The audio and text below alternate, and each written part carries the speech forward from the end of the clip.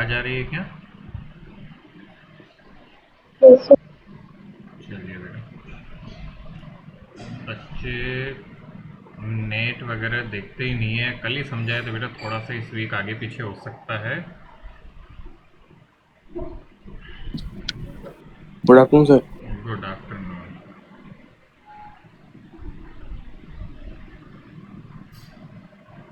बच्चे तो है शैतान के शैतान। एनीवे, फटाफट से बेटा बात करते हैं, अपन आगे की कहानी शुरू करते हैं। एक छोटी सी बात जो मैं कल भी बता रहा था बेटा, that is very very important. आपको पता भी चल चुका होगा दिस टाइम।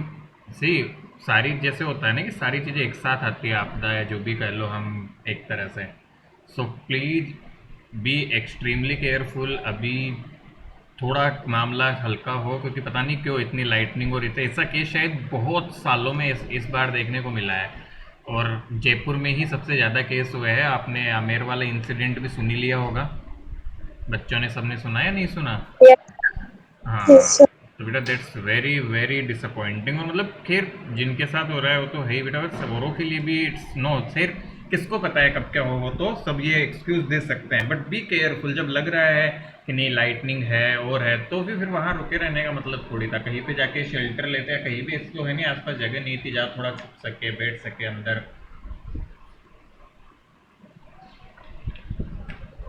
तो दीज थिंग्स आर इम्पोर्टेंट। थोड़ा सा हम क्या इन सब चीज़ों का थोड़ा ध्यान रखें ताकि हम चीज़ों को अच्छे लेवल पे मैनेज कर पाए। दीज आर वेरी इंपॉर्टेंट बेटा ना।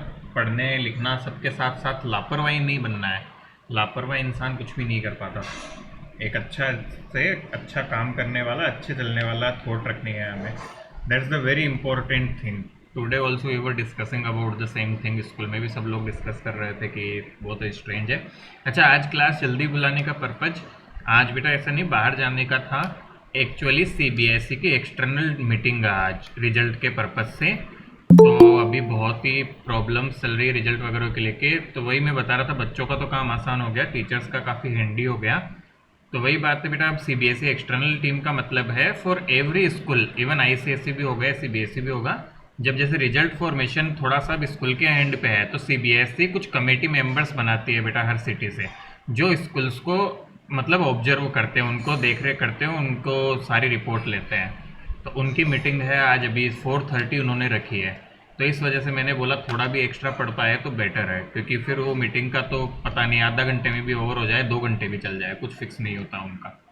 And the thing is we can not refuse also कि नहीं हमारी क्लास है या ऐसा है। स्कूल की मीटिंग्स तो नहीं होती है, शाम को होती है, तो we can also adjust. But अब you can understand external committee की मीटिंग है, then nothing can be done. So that's about it. बाकी हाँ, रिजल्ट्स बेटा अच्छे नहीं बनेंगे जितनी हमें एक्सपेक्टेशन थी। एटलीस्ट हमारे बच्चों के तो उतने अच्छे रिजल्ट नहीं बन रहे हैं जो एवरेज क्राइटेरिया बोर्ड ने दिया है उसके according. I am not letting it out, but तुम्हें एक सजेशन दे रहा हूँ, please take every test carefully. सारे टेस्ट में बेटा आपके इंटरनल जो भी हो रहे हैं सब में अच्छे नंबर आने चाहिए, क्योंकि बाय द वे वैसे तो इस साल फिर 2 एग्जाम्स का आ गया है गवर्नमेंट का, but by the way in any way यदि ऐसा गलती से भी होता है कि हमें इंटरनल वगैरह पे लेना पड़ा मार्क्स और चीज़ें आनी पड़ी, तो बहुत लॉस हो सकता है। और दूसरी बात, सीबीएसई ने तो बोल दिया और इवन आईसीएसई अदर बोर्ड ने बोल दिया, तुम रिजल्ट से सेटिस्फाइड नहीं हो तो दे देना बोर्ड। बट तुम्हें लगता है कोई अभी तक बोर्ड देने के लिए प्रिपेयर करने रहा होगा? I do not think. And really it is really disappointing to see कि सर रिजल्ट दो जो है वन वो एक्सेप्टेड नहीं आएगा बेटा। मतलब हमारे जो ऐसे बच्चे जो जेई में 99 से ऊपर परसेंटाइल मार के बैठे हुए हैं बेटा, जो 12th का अभी करंट बेच है, उन बच्चों के भी मतलब 90 से 95 की रेंज में भी परसेंट नहीं बन रही। तो it's a little disappointing for us also. वो पेपर देते तो इजीली इजीली मतलब 95 से ऊपर परसेंट मारते, 2 से 3 बच्चे ऐसे हैं, मतलब बिना किसी ब्रोक टॉक के मारते वो 95 से ऊपर पेपर देते तो। बट एवरेज के चक्कर से कुछ नहीं कर सकते, 90 से 95 की रेंज में ही अटक जाएंगे वो। मैथ्स में तो शायद 100 मार लेते, 100 में तो 99 मारते, but still with due to average maths में भी वो 95 भी क्रॉस मुश्किल से कर पा रहे हैं, जो टॉप एकदम बच्चे हैं वो भी। तो पढ़ाई करो, यही मेरी सजेशन है। जिस रिजल्ट की सिचुएशन को देखते हुए पढ़ाई करते रहो, और स्कूल के टेस्ट वगैरह को लाइट मत लो, उनको अच्छे से दो। जैसा भी हो, और ऑफलाइन भी होगा तो भी अच्छे से देना, बिकॉज नो वन नोज कौन सी चीज़ कहाँ से सीबीएसई लेने को बोल दे। So this is very basic thing, I hope you understood. ये चीज़ें बेटा जस्ट हमारे लिए भी लर्निंग है, क्योंकि this thing happened first time. तो हमें भी ऐसा देखने को मिल रहा है कि मतलब क्या, अब जैसे उन बच्चों को हम इन्फॉर्म कर देते हैं कि दोबारा भी दे सकते हैं, बट ठीक है, वो जेई सेलेक्टेड, जेई मेंस में अच्छी परसेंटाइल है, एडवांस भी निकाल लेंगे, तो जेई में जाएंगे तो percentage do not matter for them. But यदि हमें किसी बच्चे को कहीं एडमिशन बेटा बीएससी, बैचलर ऑफ साइंस और सबके लिए जाना होगा, और वहाँ पे यदि एडमिशन में परसेंटेज का भी रोल आता है, then it becomes very difficult. Clear? तो ये छोटी सी एक लर्निंग जो Yes, हमें sir. सीखने को मिली इस प्रोसेस के ड्यूरेशन में। हालांकि final result no one knows, वो सीबीएसई उसमें मॉडिफिकेशन मॉडरेशन वगैरह करेगी, सबका स्केलिंग होती है बेटा एक्चुअल में रिजल्ट्स में। ठीक है, क्योंकि मैंने पहले भी बताया होगा कि फिजिक्स का पेपर इतना टफ आता है कि बच्चे करके जितना नंबर का आते हैं उससे ज़्यादा नंबर आ जाते हैं कई बार। तो actually scaling happens in the process, तो वो सीबीएसई के हाथ में है, नो वन नोज, या फिर अपने बोर्ड्स के हाथ में होती है। बट और according to over and the percentage are less as expected, कि बच्चों की जिनके आने चाहिए थे या जैसा आना चाहिए था उसके अकॉर्डिंग। तो वो बात है, इसलिए खुश ना हो कि पेपर नहीं हुए तो मजे हो गए, पेपर नहीं हुए तो बेटा परसेंटेज काफ़ी कम हो गया है। Clear? So that's the second aspect, मतलब ये रिजल्ट आने पे धक्का लगेगा सबको, मतलब ऐसा होने वाला है, and you will see it. कुछ को हो सकता है फायदा हो जाए, बट मेजोरिटी धक्का ही लगने वाला है रिजल्ट आने पे। फिर सब यही बोलेंगे हम तो इससे अच्छा कर सकते थे। So do not let that happen. और अब फटाफट बेटा हम शुरू करते हैं कहानी को हमारी।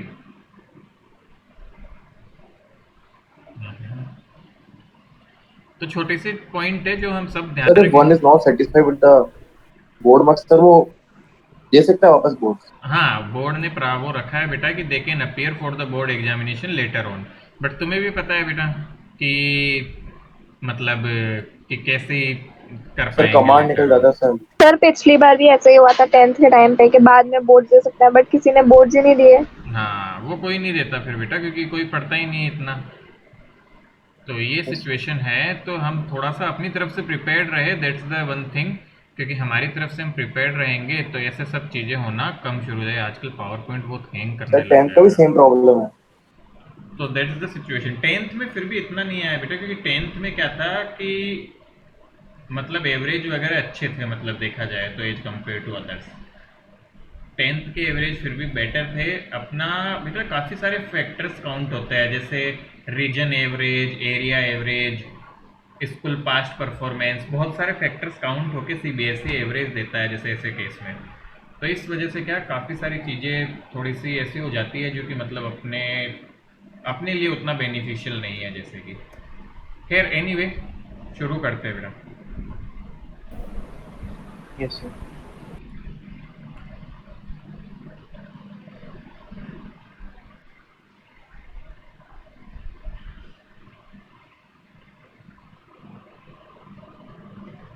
आई होप बेटा आपको विजिबल है स्लाइड्स। तो बेटा पिछली क्लास में मैंने आपको गैल्वेनोमीटर पढ़ाया था, और इतना ज़्यादा अच्छे से और इतना डिटेल में बताया था मैंने मेरी तरफ से कि हमें कोई प्रॉब्लम उसमें नहीं होनी चाहिए। Even I explained you the backend process that was not required, कि क्यों शंट रेजिस्टेंस छोटा होना चाहिए और क्यों मतलब वो वोल्ट मीटर बनाते हैं तो हाई रेजिस्टेंस होना चाहिए। I explained you everything in detail. I hope that's clear. Remember रखोगे तो फायदा मिलेगा बेटा। और कुछ कुछ फॉर्मूले बताए थे कि कैसे वैल्यूज निकालते हैं। अब बेटा एक डिवाइस आती है cyclotron. What is this device? Truly speaking बेटा एक ऐसी डिवाइस है जो काम आती है मतलब चार्ज पार्टिकल्स को एक्सेलरेट करने में। So it is an electromagnetic device used to accelerate positive charge particles like proton और अल्फा पार्टिकल्स को बेटा to a high velocity. It was invented by E O Lawrence and M S Livingston. ठीक है बेटा, तो Livingstone और Lorentz नाम से साइंटिस्ट हुए जिन्होंने इसे इन्वेंट किया था। पहली बात तो साइक्लोट्रॉन का नाम आती दिमाग में आना चाहिए। This is a device which accelerates charge to a high value बेटा। मतलब तुमने सुना होगा कि कोई भी चार्ज पार्टिकल्स होते हैं बेटा,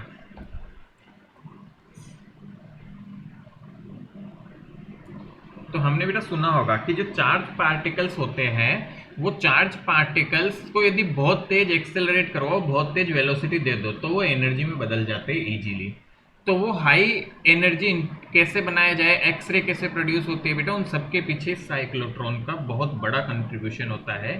cyclotron is having a big contribution in production of any other thing. ठीक है, तो साइक्लोट्रॉन का हम थोड़ा सा बेटा ध्यान रखेंगे। All right, what is cyclotron? एक ऐसी डिवाइस है जो आपके चार्ज को एक्सेलरेट करने के काम आती है बेटा। बेसिक ध्यान रखो, और स्पेशली ध्यान क्या रखना है, पॉजिटिव चार्ज को लेते हैं बेटा, नेगेटिव चार्ज को हम यूज नहीं लेते एक्सेलरेट करवाने में। ऑल राइट, आगे देखें बेटा, इसका प्रिंसिपल क्या होता है और इसकी वर्किंग क्या होती है, तो वो मैं अब आपको एक्सप्लेन कर रहा हूँ बेटा एग्जाम्पल्स के साथ में। तो मैं इसको पीछे डायग्राम बना रहा हूँ, हम देखेंगे, उससे समझाऊंगा बेटा मैं आपको। सब कुछ अलग से करवा रहा हूँ मैं यहाँ पे, ध्यान से देखो, क्योंकि वहाँ सब थ्योरेटिकल व्यू से लिखा हुआ है, वो आप लिख सकते हैं। तो बेटा सबसे पहले कंस्ट्रक्शन की बात करें, तो कंस्ट्रक्शन की मैं बात करूँ तो साइक्लोट्रॉन में ऐसे दो डी शेप के, ऐसे समझो कोई गुटके टाइप से बनाए हुए होते हैं बेटा में, और ये मतलब कांटेक्ट में ही होता है, ऐसा ऐसा कुछ नहीं है, कांटेक्ट टाइप से, बट थोड़ा सा गैप टाइप से, तो छोटा सा, ताकि इनको थोड़ा सेपरेट ट्रीट हो सके बेटा एज ए कंडक्टर। तो टू डीज बोलते हैं इन्हें बेटा, टू डीज आर देयर, ये कंडक्टिंग होती है बेटा, two dees are there in a cyclotron. बड़े बड़े होते हैं ये, मतलब बहुत बड़े बड़े बेटा साइक्लोट्रॉन, कुछ कुछ तो इतने बड़े कंस्ट्रक्ट होते हैं, मतलब बड़े बड़े घरों के से भी बड़े बड़े, मतलब ये अंडरग्राउंड काइंड ऑफ कंस्ट्रक्शंस वगैरह होते हैं, और बहुत जगह रखे हुए भी है, पर साइक्लोट्रॉन्स रिक्वायरमेंट के अकॉर्डिंग बड़े बड़े कंस्ट्रक्ट किए जाते हैं। So what happens is this बेटा, इनको सेटअप में बाहर एक एसी सोर्स से कनेक्ट किया जाता है ऐसे। अच्छा, एसी सोर्स की क्या खास बात होती है, भूल गए हम? एसी करंट थोड़ा बहुत याद हो तो बेटा। सर एक ही डायरेक्शन, मतलब डायरेक्शन चेंज करता हाँ, है। एसी करंट वो होता है जिसका डायरेक्शन चेंज होता है। तो ध्यान से देखो बेटा, एसी करंट जिसका डायरेक्शन चेंज होगा। तो साइक्लोट्रॉन क्या है, एक ऐसे दो डी शेप के कंपार्टमेंट टाइप से समझो, जिन दोनों को एक एसी सोर्स से कनेक्ट किया जाता है। तो इससे क्या पता चला बेटा, देखो हर t/2 टाइम में, मान लो इसके टाइम है पूरी साइकिल का t, तो क्या t/2 टाइम तक वो पॉजिटिव रहेगी और t/2 तक नेगेटिव हो जाएगा? बात समझ आ रही है हमें थोड़ी थोड़ी सी यस बेटा, इसको समझ पा रहे हैं हम? एक एसी सोर्स क्या होता है, एसी करंट, एसी करंट होता है बेटा जो पोलैरिटी चेंज करता है हर आधे साइकिल के बाद। क्या ये समझ आया अब? Is this clear? और बच्चे बताए बेटा, क्या हमें एसी करंट वाला पोर्शन समझ आ रहा है ये? Yes sir. चलिए, अब बेटा देखो, अब इन डी के बीच में क्या किया जाता है, आप ध्यान से समझेंगे तो लगेगा, इन डी के बीच में एक मैग्नेटिक फील्ड सेटअप किया जाता है। ठीक है, तो इस तरह से मान लो क्रॉस मैग्नेटिक फील्ड सेटअप कर रखा है इन डी के बीच में, चारों तरफ मैग्नेटिक फील्ड लगा रखा है हमने, जो कि क्रॉस डायरेक्शन है बेटा मानो। अब हमने क्या किया, यहाँ एक पॉजिटिव चार्ज को बेटा मैंने मान लो इसे छोड़ दिया यहाँ से v स्पीड देके। बेटा जैसे ही मैंने पॉजिटिव चार्ज को v स्पीड दी, मान लो जो इसकी चार्ज का वैल्यू है, तो इस पे फोर्स लगेगा। अब तुम खुद बताओ, ऐसे मैग्नेटिक फील्ड इधर है और बेटा वेलोसिटी इधर, किधर फोर्स लगेगा चार्ज पे, सोचो।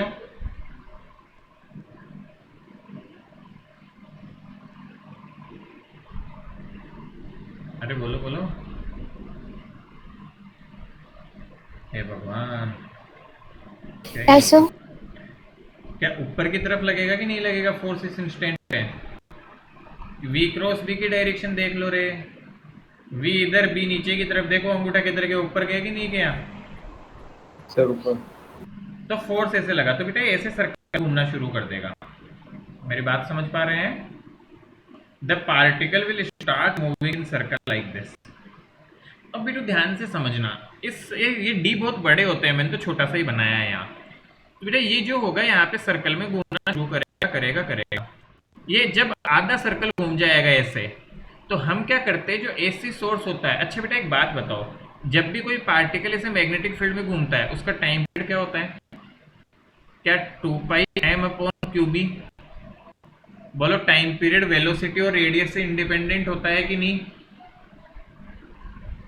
सिखाया था तुम्हें, ये चीज सिखाई गई थी, ऐसे मत देखो, सिखाया हमने।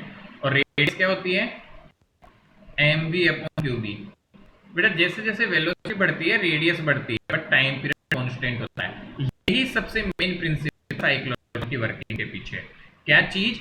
जो टाइम पीरियड होता है बेटा चार्ज के मोशन का in magnetic field that is constant respective of its velocity. मेरी बात समझी क्या? Are you getting it? कुछ कुछ समझ में आ रहा है? सर दोबारा। हम वापस रिपीट करते हैं बेटा। हमने आपको सिखाया था, याद करो, motion of charge in magnetic field. वहां पे हमने इस रेडियस का एक्सप्रेशन निकाला था और टाइम पीरियड का एक्सप्रेशन निकाला था, याद है हमें? यस तो सर। टाइम पीरियड का फॉर्मूला आया था बेटा 2πm अपॉन qb। तो हम क्या बोलते हैं? Time period of motion, time period of motion is constant. तो बेटा जो मोशन होता है उसका टाइम पीरियड कांस्टेंट होता है, वो वेलोसिटी और उस पर डिपेंड नहीं करता। तो एक बात बताओ, यहाँ इस चार्ज की वेलोसिटी कितनी भी हो, क्या उसको एक चक्कर लगाने में सेम ही टाइम लगेगा हमेशा? सोचो, वेलोसिटी बढ़ेगी तो क्या बढ़ जाएगा? क्या चक्कर की रेडियस बढ़ जाएगी? रेडियस। बट टाइम Yes, कितना sir. लगेगा? हमेशा सेम लगेगा। तो बेटा इस एसी सोर्स जो रखा जाता है, जो एसी सोर्स हमने रखा है, AC source frequency is same as that of charge motion. तो बेटा चार्ज के मोशन की फ्रीक्वेंसी है, टाइम पीरियड कह लो बेटा, फ्रीक्वेंसी या टाइम पीरियड, क्योंकि दोनों एक दूसरे के इनवर्सली प्रोपोर्शनल होते हैं। It's same as that of charge motion, charge in motion. तो तुम्हें टाइम पीरियड पता है, तो बेटा हम एसी डिवाइस ऐसा लेते हैं, हम इस फॉर्मूले से निकाल लेते हैं। तो ऐसा लेते हैं जो इतना टाइम पीरियड रखता हो। तो इससे क्या होगा देखो बेटा, मान लो इसको D1 बोल देते हैं, इस तरफ को इसको D2 बोल देते हैं। बेटा जब मैंने इसको यहां से छोड़ा तब मान लो D1 पॉजिटिव था, D2 नेगेटिव था। अब जैसे ही बेटा ये आधा चक्कर कर लेगा, क्या होगा बताओ? देखो यहां बताता हूं। For first half time D1 मान लो पॉजिटिव था, D1 पॉजिटिव टर्मिनल से कनेक्टेड है और बेटा D2 नेगेटिव से। तो अगले हाफ में क्या होगा? For next half time think about it. क्या आपके बारे में बोल सकता हूँ D1 हो जाएगा नेगेटिव और D2 हो जाएगा नेगेटिव से पॉजिटिव? और D2 पॉजिटिव। क्योंकि बेटा एसी का नेचर ही ऐसा है, वो पोलरिटी बदल देती है। तो पहले यहाँ पे पॉजिटिव और यहाँ नेगेटिव था, तो बाद में यहाँ पॉजिटिव यहाँ नेगेटिव हो जाएगा। बोलो इतना समझ में आया हमें? हाँ या नहीं? Yes, sir. अच्छा तुमसे एक छोटी सी बात पूछूंगा बेटा, यदि कोई चार्ज है Q और पोटेंशियल डिफरेंस है V, तो उसकी एनर्जी कितनी होती है? Q into V। याद है या भूल गए ये भी? Yes. चैप्टर नंबर 1 और 2 में पढ़ाता है ये सब। If a particles charge is Q, अरे ये तो 10th में ही पढ़ा हुआ है, work equal to charge upon, याद है या नहीं? Potential equal to work done upon charge, तो work done equal to Yes, QV। sir. यही तो लिखा है, एनर्जी इक्वल टू QV। बेटा इस सोर्स का क्या फायदा है? देखो इसने जैसे आधा चक्कर पूरा किया, ये पॉजिटिव ये नेगेटिव, और मान लो इसका पोटेंशियल था बेटा V, तो इसकी एनर्जी कितने अमाउंट से बढ़ गई? क्या QV अमाउंट से एनर्जी बढ़ गई? बात समझ में आ रही है क्या? देखो बेटा Yes, sir. ये V पोटेंशियल वाला V है और ये V स्पीड वाला है, दोनों को कंफ्यूज मत करो। हम क्या बोल रहे हैं कि ये यहाँ से चलना शुरू हुआ, बेटा जैसे ही यहाँ पहुंचा ये पॉजिटिव बना दिया हमने, ये नेगेटिव। तो क्या ऐसे समझो इसको पोटेंशियल पे ला दिया, इसको 0 पे। तुम तो नेगेटिव मतलब लोअर पोटेंशियल को 0 समझो, हायर पोटेंशियल को V मान लो, बस। तो क्या इसकी एनर्जी कितने से बढ़ेगी? क्या Q इंटू V से? अरे बैटरी का काम क्या पोटेंशियल डिफरेंस मेंटेन करना ही होता है, सब कुछ भूल गए पुराना? Yes, sir.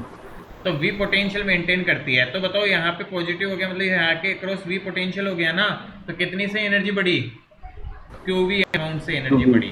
पहले कहानी सुनो पूरी। अब बेटा इसकी एनर्जी बढ़ गई, तो इसकी एनर्जी बढ़ी तो वेलोसिटी बढ़ी। अब ये क्या करेगा, इसके अंदर जाने पे फिर बड़ा चक्कर काटेगा, क्योंकि एनर्जी बढ़ गई है, ऐसे बड़ा चक्कर करेगा। बट अब जैसे ही बड़ा चक्कर किया, आधा चक्कर पूरा हुआ, क्या फिर से ये पॉजिटिव और ये नेगेटिव हो गया? सोचो। Yes, sir. अब फिर से इसकी एनर्जी कितने अमाउंट से बढ़ी?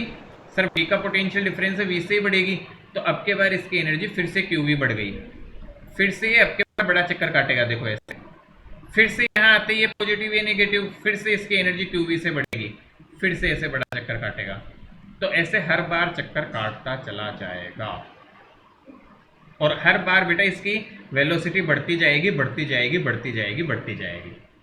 बट टाइम सेम है, इसका फायदा उठा रहे हैं हम इसकी वेलोसिटी बढ़ाने में। आया क्या समझ में?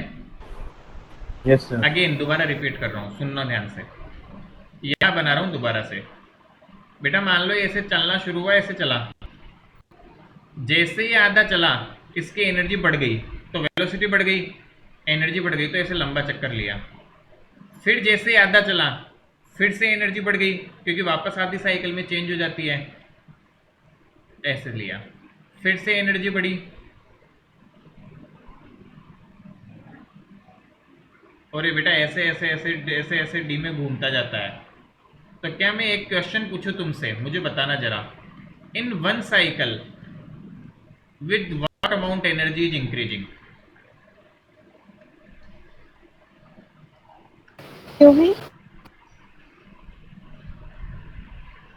बेटा 2QV, एक चक्कर में कितने अमाउंट से एनर्जी बढ़ रही है? 2QV अमाउंट से। समझ आ रहा है कैसे? क्योंकि बेटा हर आधे चक्कर में कितने अमाउंट से एनर्जी बढ़ रही है? QV अमाउंट से बढ़ रही है। तो देखो हम क्या लिखते हैं बेटा,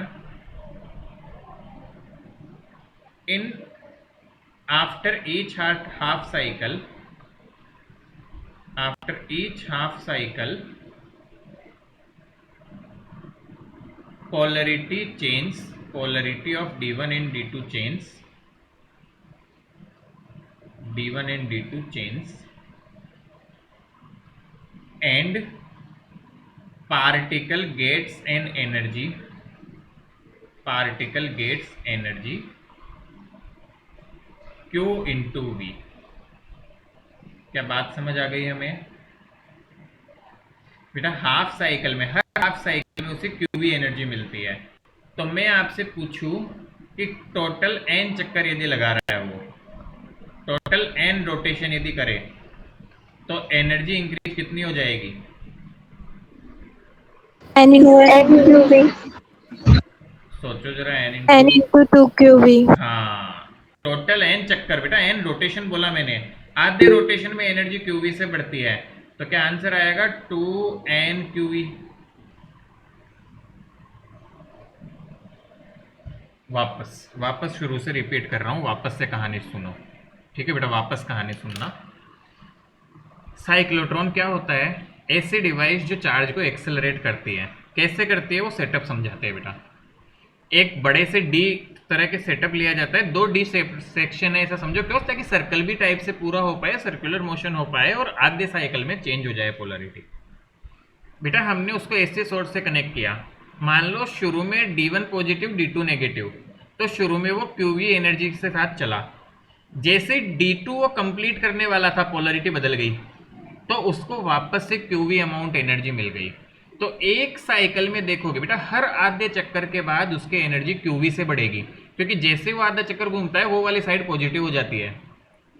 तो हर आधे चक्कर के बाद उसकी एनर्जी QV अमाउंट से बढ़ती है। तो मैं आपसे पूछूं एक चक्कर के बाद एनर्जी कितनी बढ़ेगी, तो आंसर है 2QV। और मैं पूछूं n चक्कर के बाद एनर्जी कितने से बढ़ेगी, तो आंसर है 2NQV। अभी समझ में आया? Yes sir। आ रहा है? थोड़ा थोड़ा सा दिमाग में जा रहा है क्या? अरे कुछ तो आ रहा होगा, पक्की बात? Yes, sir. इतना सब क्लियर है हमें? तो बेटा देखो, ये बड़ा चौड़ा वे में यहाँ सब कुछ यही चीज लिखी हुई है कि T/2 टाइम बाद पॉजिटिव हो जाएगा, नेगेटिव हो जाएगा, इस तरह से सारी कहानी लिखी हुई है। तो ये तो बेटा तुम पढ़ ही सकते हो यहाँ से बाद में, ये सब कुछ यहाँ लिखा हुआ है, do not worry about it. और ये जो मैंने लिखा वो फटाफट से लिखो, एक बार जल्दी से लिख लो इसको, ताकि शॉर्ट में तुम्हें याद रहे, तुम खुद की लैंग्वेज में फिर सब कुछ बना सकते हो, कोई दिक्कत नहीं आएगी।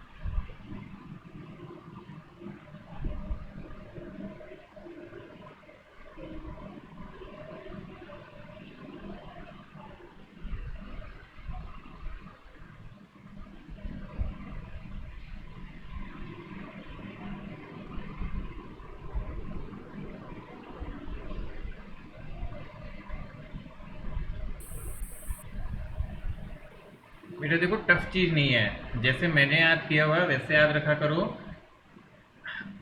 किसी को स्पीड दी v, अच्छा ये v वोल्टेज है ना, इसको स्पीड से कंफ्यूज मत करना बेटा। दिस v इज पोटेंशियल, ये गड़बड़ बहुत ज़्यादा हो जाती है, तो इसको पोटेंशियल है ये वाला v, है ना।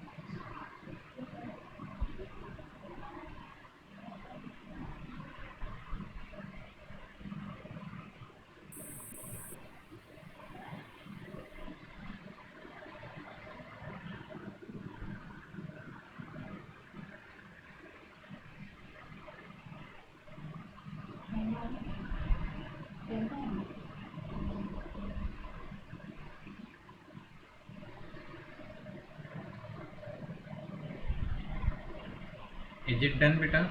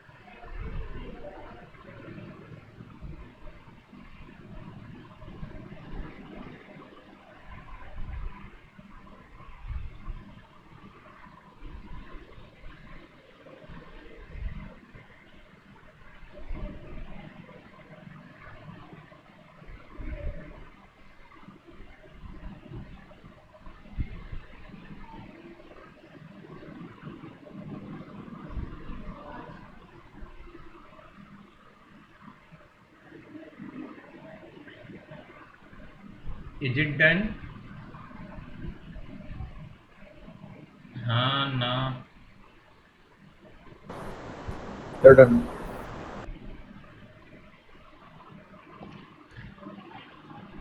बेटा आगे बढ़ूँ मैं? चलिए बेटा एक सेकंड बेटा, एक स्लाइड ले लेता, अच्छा यहाँ पे कर लेता हूँ मैं, कोई दिक्कत नहीं है। बेटा देखो यहाँ पे एक तो वही चीजें लिखी हुई है जो हम पहले कर चुके हैं, this is exact same thing, इसको बार बार करने की नीड नहीं है, ये हम पहले भी डिराइव कर चुके हैं। mv square equal to Q V B, frequency 1 time period, angular frequency, ये सब हम ऑलरेडी कर चुके हैं। काइनेटिक एनर्जी भी बेटा मैंने निकलवाई थी आपको, half M half Q square B square R square by M, चाहे तो पीछे जाके दिखाऊं, ये कर चुके हैं हम, याद है ना? Yes, sir. हाँ तो बेटा कुछ नहीं है, मान लो n राउंड में उसकी एनर्जी इतनी, तो ये एनर्जी उसके काइनेटिक एनर्जी में ही बदल जाती है, इसीलिए तो उसकी स्पीड बढ़ती जाएगी। So we can equate the 2qvn can be equal to half Q square B square R square by M. तो बेटा यहाँ से देखो n की वैल्यू आ जाती है कितनी, 1/4 times Q square B square R square by M B. This v is not again speed, this v is potential. Please do not confuse this with speed. पता होना चाहिए कहाँ स्पीड है कहाँ पोटेंशियल। बेटे n क्या बताया ध्यान से समझो बेटा, हम डिजायर्ड, मान लो हमें कितने राउंड उसको कंप्लीट करवाने हैं, उसके अकॉर्डिंग हम वैल्यूज सेट कर सकते हैं, या मान लो हमने इन वैल्यूज के अकॉर्डिंग कितना बड़ा d है। ये r क्या है बेटा, radius of d। What is this r? Maximum radius of D. मान लो हमें मैक्सिमम रेडियस पता है डी की, क्या उससे ज्यादा तेज एक्सेलरेट करने का कोई फायदा होगा क्या? मान लो घूमता घूमता इतना बड़ा रेडियस हो गया जो डी के बराबरी हो गया, तो हम यहाँ से बेटा निकाल सकते हैं कि कितने नंबर ऑफ रोटेशन वो लगाएगा कितने बड़े डी में, तो अकॉर्डिंगली डीज कंस्ट्रक्ट भी किए जा सकते हैं। मान लो किसी ने चार्ज के बेटा 1000 रोटेशन करवाए और जितना वेलोसिटी मिला वो डिजायर्ड नहीं मिला, तो वो क्या करेंगे, 10,000 रोटेशन करवाना चाहेंगे, तो फिर 10,000 के अकॉर्डिंग रेडियस कितनी है वो निकालेंगे वो, और उसके अकॉर्डिंग डीज को कंस्ट्रक्ट किया जाता है, रिवर्स कैलकुलेशन की जाती है। थोड़ा समझ में आया क्या? Yes, sir. तो ये छोटा सा है बिहेवियर जो थोड़ा सा ध्यान देना है। वैसे मैंने जो समझाया वो बहुत बेसिक है, एक बार थ्योरेटिकली बेटा ये पढ़ लेना है, इसमें जो लिखा हुआ है just read it out once. तुम्हें समझ आया है तो अपनी लैंग्वेज में सब कुछ लिख सकते हो, that is there is nothing different, but फिर भी एक बार रीडिंग लगा लेना ताकि कंप्लीशन हो जाएगा हमारी तरफ से कि हाँ ये चीज कंप्लीट हो गई है। Good, Yes, sir. चलिए बेटा, तो ये सब है लिखा हुआ। आई एम रिमूविंग दिस क्योंकि अब नेक्स्ट चैप्टर बेटा शुरू करेंगे अपन। ऑल राइट, चलो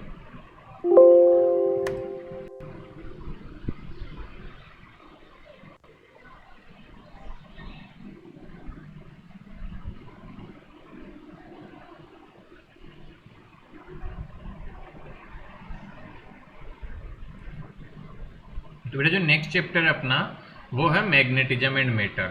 बहुत ही मतलब बेसिक चैप्टर है, और उसमें आज का लेक्चर तो हम यही काइंड ऑफ सीखेंगे, मैग्नेट क्या है, मैग्नेट के बारे में बेसिक बातें कि मैग्नेट के किस पॉइंट को क्या बोलते हैं, पोल्स क्या होते हैं, north pole, south pole, magnetic meridian, permanent magnet क्या होती है, फिर मैग्नेटिज्म खत्म हो गया? मैग्नेटिज्म की बेटा दो चैप्टर है मैग्नेटिज्म यूनिट में। ऐसा समझो एक चैप्टर खत्म हो गया है, एक चैप्टर बहुत छोटा है, ये थोड़ा बड़ा था, टाइम भी लिया, दूसरा छोटा है बेटा, वो तो मतलब अपने इस वीकेंड के बाद में थोड़ा सा तो बचेगा, मतलब मुश्किल से 2 से 3 लेक्चर में हो जाता है वो, 3 लेक्चर तो मैक्सिमम, तो वो बहुत छोटा चैप्टर है। तो बेटा ये बेसिक चीज है, आपको ध्यान में देनी है। तो क्या क्या हो गया कि कोई मैग्नेट है बेटा कैसी है, तो परमानेंट मैग्नेट्स क्या होती है, आर्टिफिशियल मैग्नेट्स क्या होती है, क्या यूज है, कहाँ जैसे मिलती है, नॉर्थ पोल साउथ पोल किसे बोलते हैं, उनकी क्या कैरेक्टरिस्टिक्स है, मैग्नेट्स के बीच में आपस में अट्रैक्शन होता है, फोर्स कैसे निकाल सकते हैं, मैग्नेट को चार्ज से कंपेयर करके देखेंगे हम कि एग्जैक्टली चार्ज से कंपेयर होती है बेटा मैग्नेट्स। तो ये सारी चीज़ें मतलब हमें इस चैप्टर में पढ़नी है। मैग्नेटिक मटेरियल कितने टाइप के होते हैं, उनकी क्या कैरेक्टरिस्टिक्स है, जैसे डायमैग्नेटिक, पैरामैग्नेटिक, ये सब हमने केमिस्ट्री में पढ़ा था, तो मैंने आपको बताया था कि हम डिटेल में 3 मटेरियल्स को फिजिक्स में पढ़ेंगे। याद आ रहा है क्या कुछ? बताया तो था, याद आ रहा हो या नहीं आ रहा हो, बट एनीवे तो शुरू करते हैं बेटा। वो फाइल सेव कर दी मैंने, क्विकली शुरू करते हैं। दूसरा पीपीटी ऑन हो गया। तो बेटा सेकंड जो यूनिट आती है we call it magnetism and matter, मतलब वो एक्चुअल में मैग्नेटिज्म को वायर से नहीं, फिजिकल में मैग्नेट से काइंड ऑफ डील होती है यहाँ पे हमारी। This is the part of magnetism unit itself. Magnetism unit में बेटा 2 चैप्टर आते हैं, एक हमने कर लिया है, एक ये है। जनरली देखा जाए तो दोनों चैप्टर कंबाइंड ही होते हैं, बट एनसीईआरटी ने आपकी बुक्स ने 2 टुकड़ों में तोड़ रखा है बेटा, जैसा एनसीईआरटी फॉलो करती है वैसा और बुक्स भी करती हैं। बाकी एक सच एक ही कंटेंट है, ऐसा समझो, magnetism as a unit same सी चीज है। तो बेटा मैग्नेटिज्म और मैटर मतलब क्या हुआ यहाँ पे कि पहले तो हम समझेंगे कि ये मैग्नेटिज्म का मैग्नेट वगैरह से क्या रिलेशन है। अभी तक तो हम बेटा करंट का इफेक्ट समझ रहे थे मैग्नेट, अब थोड़ा मैग्नेट को समझेंगे। और मैटर्स में मैग्नेटिज्म कैसे आता है, मतलब किस टाइप के मटेरियल होते हैं मैग्नेटिक मटेरियल, कैसे बेटा मैग्नेटिक कैरेक्टरिस्टिक है, क्या मैग्नेट को खत्म किया जा सकता है, मैग्नेटिक बिहेवियर को, क्या किसी को मैग्नेटिक बिहेवियर दिया जा सकता है, मैग्नेट को कैसे बनाया जा सकता है, कैसे मैग्नेट को बिगाड़ा जा सकता है, ये सारी चीजें हमें यहाँ पे सीखनी होती है।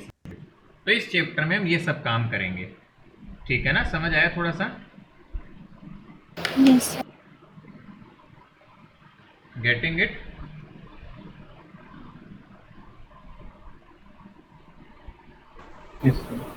ठीक है, तो ये मोटी मोटी बेटा बात बताई मैंने कि कैसे होने वाला है ये सिस्टम, कैसे होने वाला है ये काम। ओके चलिए आगे बढ़ते हैं, शुरू करते हैं। कंटेंट स्ट्रक्चर की बात करूँ तो बेटा मैंने मेन तो बता ही दिया है क्या क्या होगा, तो वो धीरे धीरे फिर हम पढ़ते चलेंगे बेटा।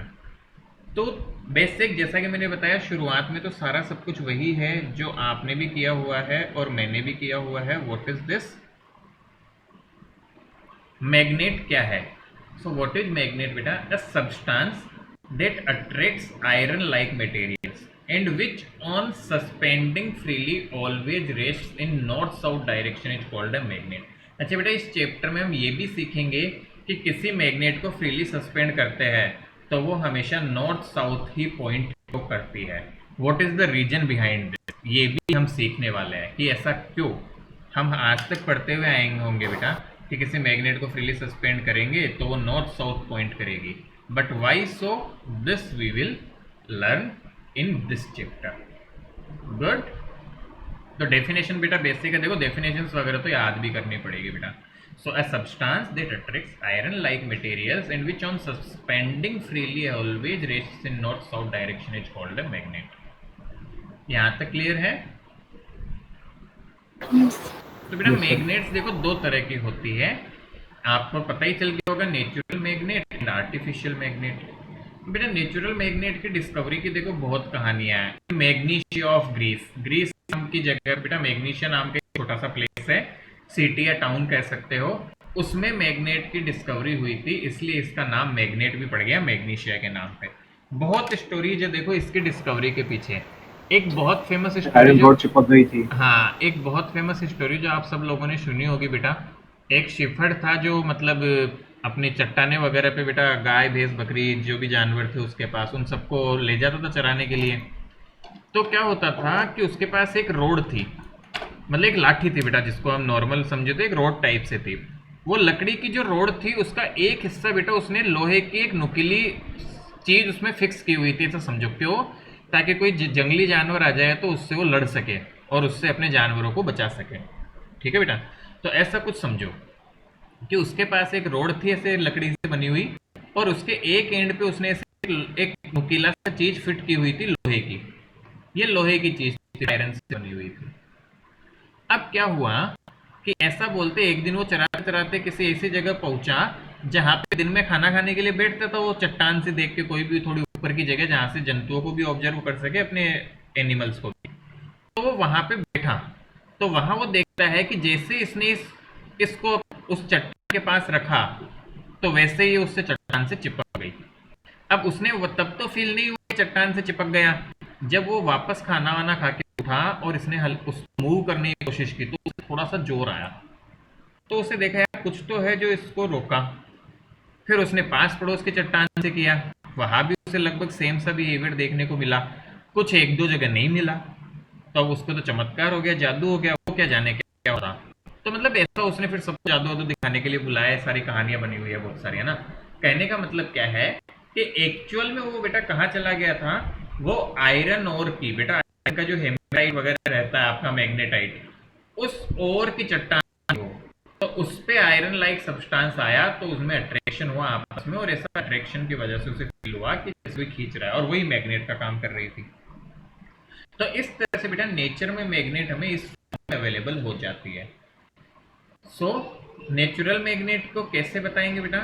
Magnets which are found in big mines and due to irregularity in shape and size these cannot be used in experimental and scientific work। तो बेटा ध्यान दो कि पहली बात तो नेचुरल मैग्नेट क्या होते हैं, ऐसे मैग्नेट जो माइंस वगैरह में मिलते हैं, ठीक है, इन सब में देखने को मिले हमें, बट इनके बेटा ये माइंस वगैरह में मिलते तो पत्थरों की तरह होते हैं, न तो शेप रेगुलर होती है और ना ही इनकी साइज वगैरह अच्छी होती है, तो इनको एक्सपेरिमेंटल और साइंटिफिक पर्पस से हम यूज नहीं कर सकते बिल्कुल बेटा।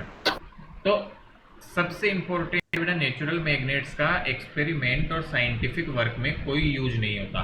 तो साइंटिफिक वर्क और एक्सपेरिमेंट में मेनली बार मैग्नेट यूज होता है, और ये हम प्रैक्टिकली बना, मतलब हम काइंड ऑफ प्रिपेयर की जाती है बेटा लेबोरेटरीज में। क्या होती है वो सीखेंगे। सच सब्सटेंसेज हैज लेस मैग्नेटिज्म, अच्छा उनका मैग्नेटिक बिहेवियर भी बेटा कम ही होता, उतना ज्यादा नहीं होता। These are also called the direction of giving stones, ठीक है, ऐसा कुछ नहीं है, मतलब ये पुराना उसका बताया हुआ बेटा। These are also called the direction of giving stones, I don't know है ना, इसको एक बार के लिए इकट्ठी करो बेटा। I will check this. So example वैसे काम का कुछ नहीं है, but I will check once कि इसका कुछ लेना देना है क्या। What is example? Example is magnetite Fe3O4। तो magnetite is ore of iron, पता है ना हमें, थोड़ा बहुत तो आइडिया होगा। Yes, तो sir. Magnetite is one of the such example where we have the magnet जो होगा Fe3O4, वो किसका काम करता है बेटा? नेचुरल मैग्नेट का काम करता है। तो क्या ध्यान रखेंगे? ऐसा मैग्नेट जो बिग माइंस वगैरह में मिलते हैं और इरेगुलरिटी होती है शेप और साइज में, और एक्सपेरिमेंटल साइंटिफिक पर्पज से यूज नहीं कर सकते, we call as natural magnet. Clear? Yes, sir. Good. तो बेटा क्विकली लिखो इसे, फटाफट लिखते चलो, जल्दी जल्दी लिखने में फास्ट रहना है हमें।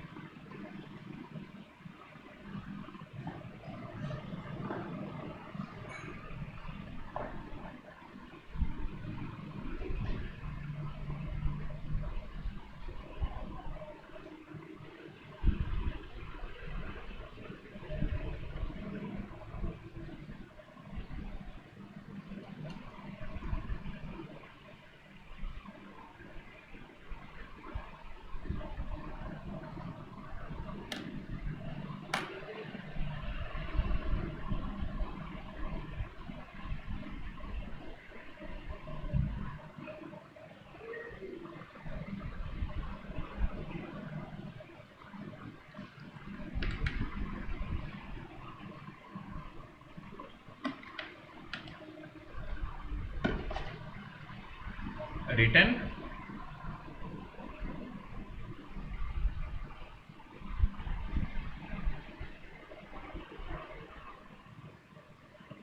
बेटा थोड़ा थ्योरेटिकल चैप्टर ज़्यादा है ये, इसमें मतलब प्रैक्टिकल कम है, थ्योरेटिकल थोड़ा रहेगा ये chapter.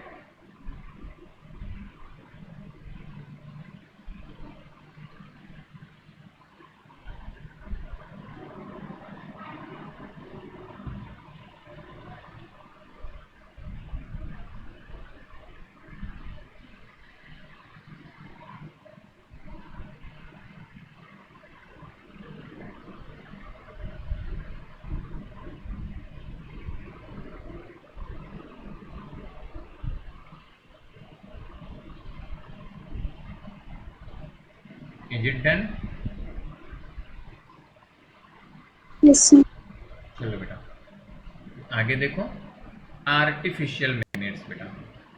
So this type of magnet can be used for experimental and scientific works, these are made artificially, they show high magnetism. अच्छा बेटा दोनों में डिफरेंस पूछे तो भी बता सकते हैं ना, तीनों तीन तीन चार चार पॉइंट हो गए कि वो एक्सपेरिमेंट वगैरह में यूज नहीं होती, ये होती है, या आर्टिफिशियली बनाई जाती है, वो नेचुरली अकर करती है, इनमें मैग्नेटिज्म हाई होता है।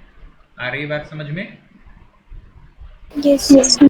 Like bar magnet and bar magnet and magnet needle etcetera बेटा। तो ये हो जाते हैं हमारे मैग्नेट नीडल, मैग्नेटिक नीडल, यहाँ ऐसे आना चाहिए था, let me right it here, थोड़ी मोड़ी गलती तो हो ही जाती है, मैग्नेटिक नीडल। ठीक है, अब बेटा देखो, अब हमारे पास दो और टाइप्स आ जाते हैं, परमानेंट मैग्नेट और टेम्पररी मैग्नेट। तो नाम से ही लग रहा है, परमानेंट मैग्नेट कौन सी? जो बेटा जनरली बहुत मुश्किल होता है जिनके मैग्नेटिक बिहेवियर को हटाना। नहीं बेटा, ऐसी मैग्नेट समझो जिनके बिहेवियर को हटाना बहुत मुश्किल होता है। टेम्पररी जिनके बिहेवियर को इजीली रिमूव किया जा सके, या जिनके मैग्नेटिज्म को रिमूव आसानी से कर दे बेटा। So such magnets are made of steel, hard iron, alnico. Remember this composition, ये वर्ड काफी यूज होता है बेटा। अल्निको एल्यूमिनियम, निकल, कोबाल्ट से बनने वाला अलॉय होता है बेटा, और tungsten. Their magnetism sir soft iron के बनते थे ना सर परमानेंट मैग्नेट तो? क्या बेटा? सर सॉफ्ट आयरन के? नहीं नहीं, ऐसा कोई जरूरी नहीं है बेटा वो गलत सर फहमी पहले है, वो पढ़ाया था दूर सर करेंगे। Soft iron. नहीं नहीं, वो ऐसा नहीं होता, वो गलत फहमी है, वो बाद में दूर करेंगे अपन, है ना, जब आगे जाएंगे और चीज़ें समझ में आएगी, ठीक है। सो सच मैग्नेट्स जो बेटा परमानेंट बनेगी, steel, hard iron, alnico, tungsten etcetera, their magnetism can not be destroyed easily. बेटा सॉफ्ट आयरन जनरली कहीं लिया जाता है तो इसीलिए लिया जाता है कि मैग्नेटिक ना हो। याद करो, क्या ट्रांसफॉर्मर में सॉफ्ट आयरन की कोई है? Yes sir. Yes, क्यों? sir. हार्ड आयरन होगा और बेटा वो जल्दी मैग्नेट बनने की टेंडेंसी होगी, तो और वो तो मैग्नेटिक हो जाएगी, मतलब सारा सिस्टम ही। तो अलग डिफरेंस है, वो थोड़ा या तो गलत याद रह गया होगा हमें, या बाद में बताएंगे इस पे, और डिटेल आएगी आगे, चिंता मत करो कैसे मैग्नेटिक मटेरियल बनाते हैं। सो इजीली बेटा डिस्ट्रॉय नहीं होता magnetism and remains for a long time. Example क्या क्या हो गए बेटा? प्रैक्टिकली परमानेंट मैग्नेट कहाँ मिलती है? वोल्ट मीटर में, गैल्वेनोमीटर में जो मैग्नेट लगाई जाती है लाउड स्पीकर वगैरह में। तुम लोगों ने पता नहीं पुराना लाउड स्पीकर है किसी टेक्नीशियन की शॉप पे देखी होगी, तो गोल सी मैग्नेट की बड़ी सी, ब्लैक रिंग। Yes. सबने देखी होगी, स्पीकर के ऐसे लगी होती थी पूरा टाइम। बड़ी सी मैग्नेट आती है बेटा लोहे की, बिल्कुल जोड़ा सॉलिड है, एकदम भारी भी होती है थोड़ी। सर रिंग टाइप होती हो। हाँ, कितने लोगों ने देखी हुई है वैसे? लगभग सबने देखी होगी, आई बिलीव, कभी ना Yes, कभी। sir. तो बेटा ये मैग्नेट सोचो कितनी हेवी होती थी, और कितने टाइम तक रखे रखो कुछ नहीं होता था इसको, लॉन्ग टाइम तक, और कितना हार्ड होती थी बेटा, भारी भी होती थी। तो ये हार्ड सी बनती है and you can keep it for long time, its magnetism will not be destroyed. And what is temporary magnet? They are made up of soft या कास्ट आयरन बेटा। Their magnetism remains only when there is magnetizing force present. मतलब जब कोई force होगा जो उसको magnet बना के रखा हुआ है, जब तक वो रहेगा तभी मैग्नेट रहती है ये। आफ्टर द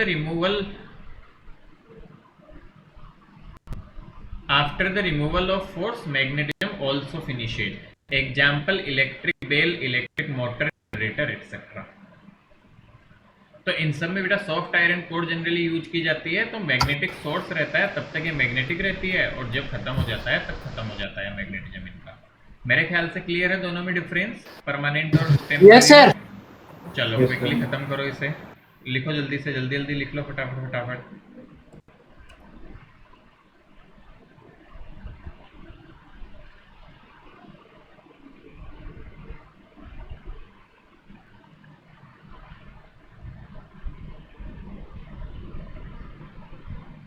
तो देखो डेफिनेशन पार्ट है, ये याद होनी चाहिए, ऐसी चीज़ों में नंबर लॉस नहीं करना है, फुल नंबर आने ही चाहिए ऐसी चीज़ों में।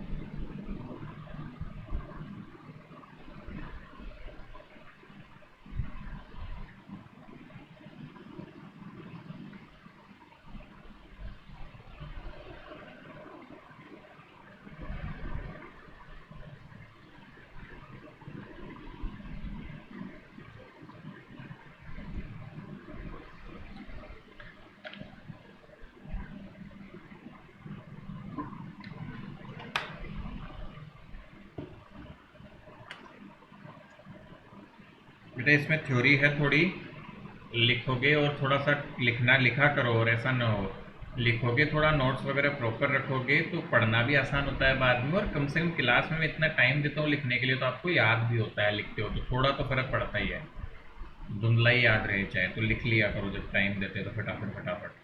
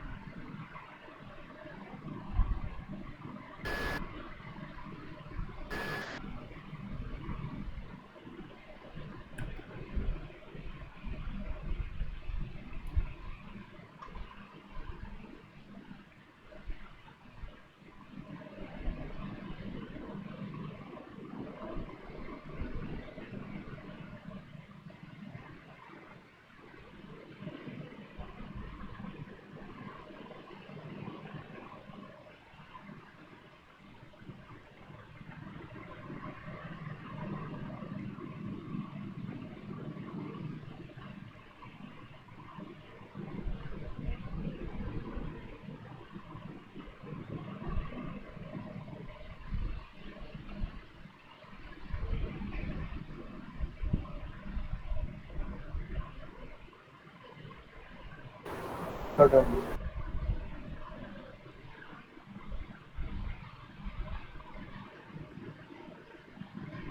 डन। Yes sir. चलिए बेटा आगे चलते हैं। अब बेटा देखो, important definition related to a magnet and its properties, है ना। बहुत छोटी छोटी चीजें, ध्यान से देखो। तो सबसे पहला टर्म आती है बेटा पोल्स ऑफ अ मैग्नेट, और ये आपको भी नजर आ रहा होगा। So ends of magnet where the magnetic attraction is maximum are called poles of magnet. बेटा कोई भी जैसे मैग्नेट में बना हो, ऐसे मैग्नेट की ही हम मेन स्टडी करते हैं बेटा, तो इसके एंड पे पोल्स होते हैं। एक को हम बोलते हैं नॉर्थ पोल और एक को बोलते हैं साउथ पोल। तो ये ऐसे पॉइंट होते हैं मैग्नेट में जहां बेटा मैग्नेटिक बिहेवियर मैक्सिमम होता है। तो इनको डिफाइन भी ऐसे ही किया जाता है बेटा, ends of magnet where magnetic attraction is maximum, तो उनको पोल बोला जाता है। See here these are the poles. दो तरह के पोल होते हैं बेटा, नॉर्थ पोल और साउथ पोल। आ रहा है समझ में हमें? बेसिक है सर, इसमें क्या समझना। दूसरी बात हो गई बेटा magnetic axis, imaginary line passing through the poles, मतलब बेटा पोल से पास होने वाली लाइन। तो पोल्स को जोड़ती हुई एक लाइन बनाऊंगा तो उसको बोला जाएगा बेटा मैग्नेटिक एक्सिस। ठीक है। तीसरा देखो बेटा, the effective length of a magnet, the distance between two poles of magnet is called effective length, it is 5/6 times of actual length. ठीक है बेटा, तो ध्यान से समझो।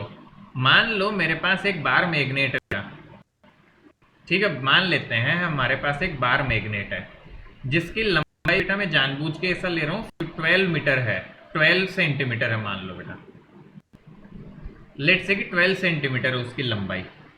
अब बेटा पोल्स जो होते हैं बिल्कुल एंड पे नहीं होते, ये थोड़ा सा इधर होते हैं हल्का सा एंड से। तो ये जो पोल्स के बीच की लंबाई है एल डैश, इसको हम इफेक्टिव लंबाई बोलते हैं। तो एल डैश कितनी हो जाएगी बताओ, यदि टोटल लेंथ 12 है तो क्या लगभग सेंटीमीटर? 10 सेंटीमीटर। हाँ, वैसे पूछेगा कोई नहीं बेटा अपने से कि what is the effective length, but यदि पूछे तो हम लिख सकते हैं इसको। बाकी this is very less difference, कोई बहुत ज़्यादा डिफरेंस नहीं है, तो ये कंसिडर भी नहीं करते हैं। जब तक कोई हार्ड एंड फास्ट नहीं पूछे, इफेक्टिव लेंथ वर्ड यूज नहीं करे, तब तक बेटा जो लेंथ हमें नॉर्मल दी होती है उसी को हम पोल्स के बीच की लेंथ भी मानते हैं। मेरी बात समझ में आ रही है? Yes sir. मैं लिख भी देता हूँ बेटा, use effective length only when it is required, only when explicitly given.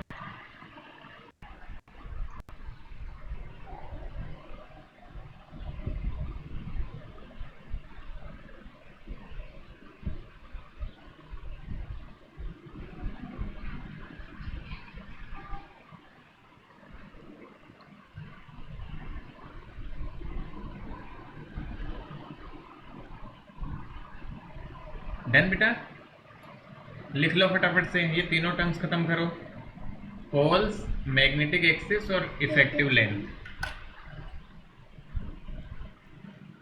जल्दी जल्दी लिखते जाओ बेटा, जितना जल्दी लिखोगे उतना जल्दी हम आगे बढ़ पाएंगे।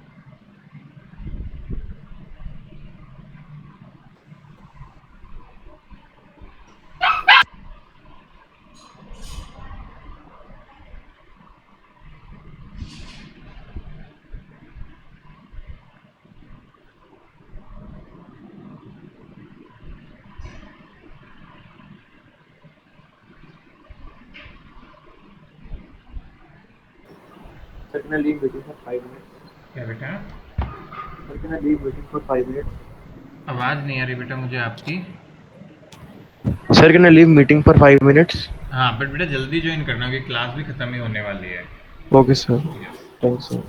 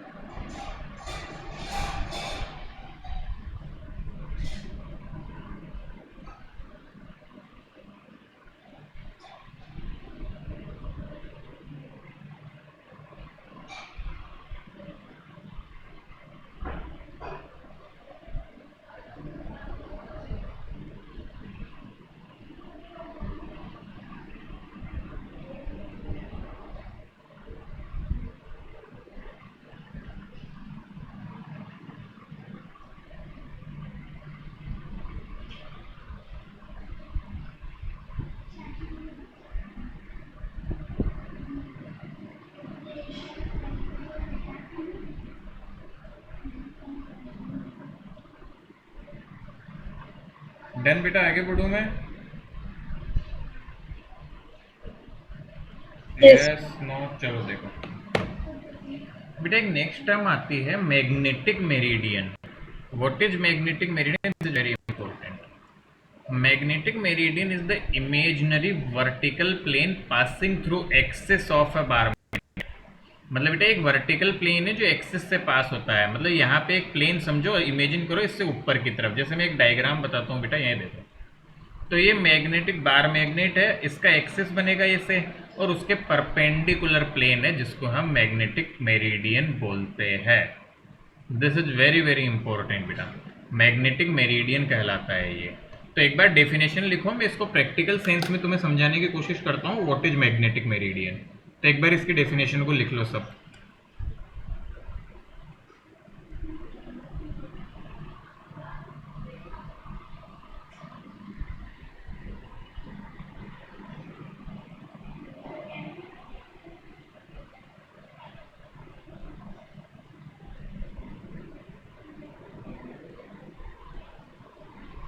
बेटा स्क्रीन दिख रही है तुम लोगों को? Yes, sir. Yes, sir. Video भी दिख Yes, रहा है sir. क्या? वीडियो कोशिश करो, दिख रहा है क्या? Yes, sir. दिख रहा है। दिख रहा है? चलो देखो बेटा, समझते हैं हम इसको ना। सपोज करो, ऐसे समझो कि ये मेरे पास बार मैग्नेट है बेटा। थोड़ा इसको नीचे करता हूँ सही से। ये मेरा मोबाइल एक तरह से फील करो कि बार मैग्नेट का काम कर रहा है ये। अब क्या करूँ, ये बार मैग्नेट बेटा नॉर्थ पोल या साउथ पोल समझो, और ऐसे ऐसे मतलब क्या है कि हमारी मैग्नेट की एक्सिस है। अब ऐसे समझो, इसके ऐसे प्लेन में बना दो, ध्यान से देखोगे क्या फील आ रहा है? बंद हो जा पहले। ऐसे एक प्लेन पास हो जो मैग्नेट की एक्सिस से गुजरे। क्या समझ पा रहे हो? थोड़ा थोड़ा सा ऐसे परपेंडिकुलर मैग्नेट की एक्सिस से ऊपर से जाता हुआ, दिस प्लेन। तो ये मैग्नेट रखी हुई है ऐसे, और इस मैग्नेट को रखे हुए से ये जो प्लेन ऐसे ऐसे जाता हुआ बेटा बड़ा सा। जैसे मैं कागज लूँ थोड़े बड़े, तो ऐसे समझो ऐसा प्लेन। अब मैं नहीं दिख रहा हूँ बट क्या फील कर पा रहे हो कि मैग्नेट पे प्लेन है बना हुआ ऐसे, मैग्नेट की एक्सिस से Yes, sir. परपेंडिकुलर। अब सोचो जैसे मैं मैग्नेट को ऐसा कर दूं तो क्या प्लेन ऐसे हो जाएगा या ऐसे हो जाएगा? समझो जरा। Yes, sir. Yes, sir. तो इस तरह यस सर। तो इसको बोलते हैं मैग्नेटिक मेरिडियन। वो प्लेन जो मैग्नेट की एक्सिस के मैग्नेट जैसे है, तो मैग्नेट की जो एक्सिस है, जैसे बेटा इसको ऐसे घुमा दो तो मैग्नेट की एक्सिस ऐसी हो गई, तो मैग्नेट की एक्सिस के परपेंडिकुलरली जो पास होता हुआ होता है उसको हम बोलते हैं मैग्नेटिक मेरिडियन। मेरे ख्याल से थोड़ा समझ में आ गया मैग्नेटिक मेरिडियन क्या है। बहुत ज्यादा रिफ्लेक्शन होता है इसका। क्लियर? Yes, sir. बहुत अच्छे बेटा, Yes, sir. ठीक है। तो आगे बढ़ते हैं, मैं इसको बंद करता हूँ वीडियो को और आगे चलते हैं अपन।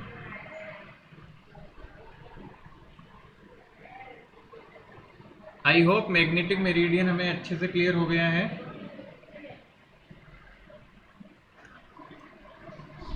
चलो डेफिनेशन लिख ली हमने।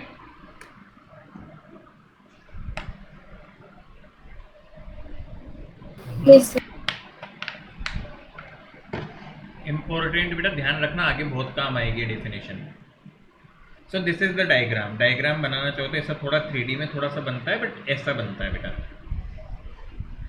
कुछ इंपॉर्टेंट पॉइंट्स है बेटा, जैसे ये there is no existence of isolated pole of a magnet.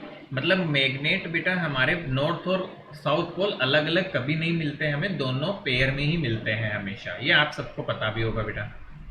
A magnet induced magnetism in a magnetic substance place near it. ऐसे मत लिखो बेटा, इसको ऐसे लिखो, ए मैग्नेट इंड्यूसेज, इसको ऐसे कर लेना। तो कोई भी मैग्नेट जो होती है वो इंड्यूस करती है magnetism in a magnetic substance placed near it. कहना क्या चाहता है ये, मान लो बेटा यहाँ पे मेरे पास मैग्नेट रखी हुई है और इसके पास तुम आयरन लाइक सब्सटेंस है, मैग्नेटिक सब्सटेंस ले आओ, तो बहुत टाइम तक यदि इसको कांटेक्ट के इसके आसपास रखोगे तो इसमें भी मैग्नेटिक बिहेवियर आना शुरू हो जाएगा। बात समझ पा रहे हैं थोड़ा सा? So a magnet induces magnetism in a magnetic substance placed near it। तो ये एक छोटे छोटे पॉइंट्स है बेटा इसके बारे में। इसी तरह demagnetisation, a bar magnet can be demagnetised by heating या हैमरिंग। होता क्या है डीमैग्नेटाइजेशन बेटा, मैं डेफिनेशन लिख देता हूं, removing magnetic behaviour of a magnet.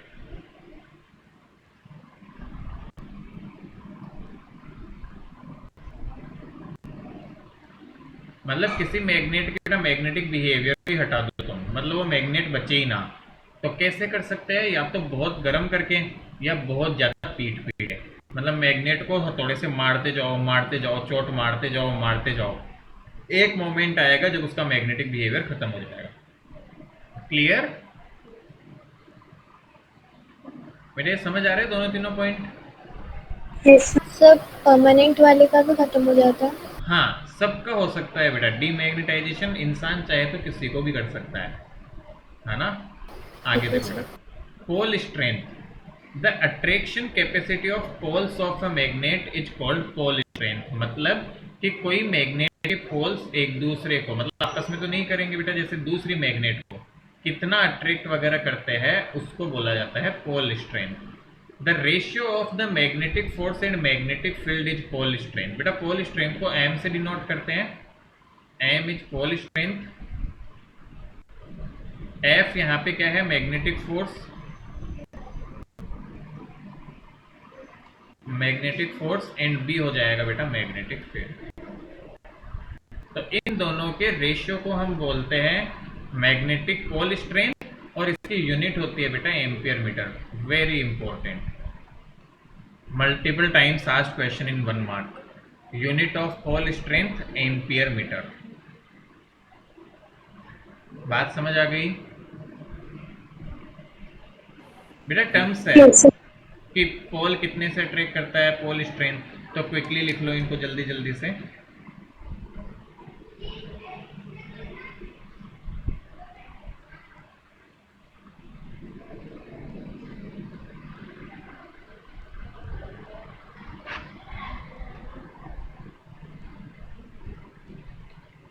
बेटा आज भी मैथ्स वाले बच्चों की मैथ्स की क्लास भी है ना, मिस मत करना।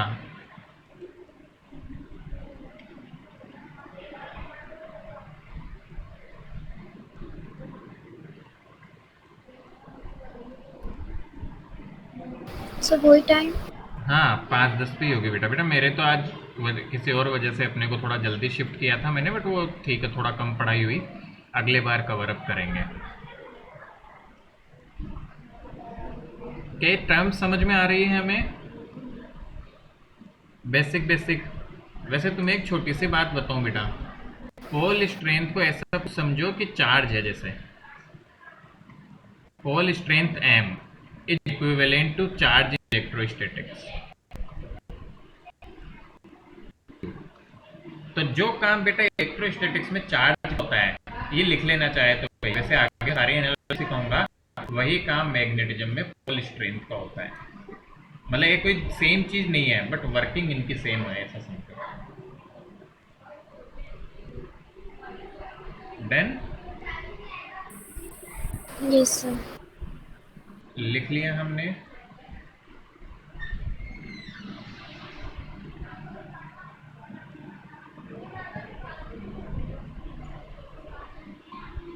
Yes sir. Certain. चलो देखो बेटा आगे। सी बेटा, not pole strength is similar to charge we used in case of electrostatics. वो वैसे मैंने पीछे भी लिखवा दिया है बेटा। If a bar magnet is cut into two shapes in perpendicular to axis direction then each part has pole strength also same as before. मतलब यदि मैं बेटा मैग्नेट को दो टुकड़ों में परपेंडिकुलर काटूं तो हर हिस्से की पोल स्ट्रेंथ सेम रहेगी, कोई फर्क नहीं पड़ेगा। बट यदि उसको बेटा एक्सियली काटे एक्सिस के अलावा तो हर हिस्से की मैग्नेटिक स्ट्रेंथ आधी आधी हो जाएगी। बात समझ में आई क्या? यदि Yes, sir. मैग्नेट को परपेंडिकुलर काटेंगे तो पोल स्ट्रेंथ पे कोई फर्क नहीं पड़ेगा। बेटा देखो हमेशा ध्यान रखो, मैग्नेट को काटने से मैग्नेट ही बनता है। तो इधर एन था तो काटने पे इधर एस ऑटोमेटिक बन जाएगा, और इधर एस ऑलरेडी है तो यहाँ एन ऑटोमेटिक बन जाएगा काटने पे। तो मैग्नेट को काटने से मैग्नेट ही बनती है, पोल कभी अकेला नहीं होता। ऐसा मत सोचो इससे काट दिया तो नॉर्थ अलग साउथ अलग, नहीं, ऑटोमेटिकली साउथ पोल यहाँ पे बन जाता है। तो ये थोड़ा सा ध्यान रखना है बेटा। और परपेंडिकुलर काटेंगे तो मैग्नेटिक स्ट्रेंथ बरकरार रहेगी, बट एक्सिस के अलोंग काटेंगे तो मैग्नेटिक स्ट्रेंथ खत्म हो जाए, मतलब आधी हो जाती है। Clear? Is this clear? Yes sir. तो लिखो क्विकली बेटा जल्दी से।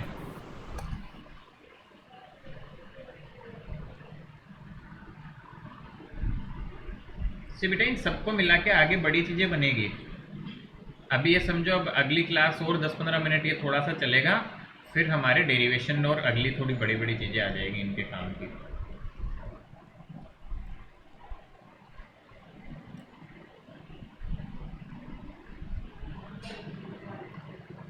सॉरी बेटा।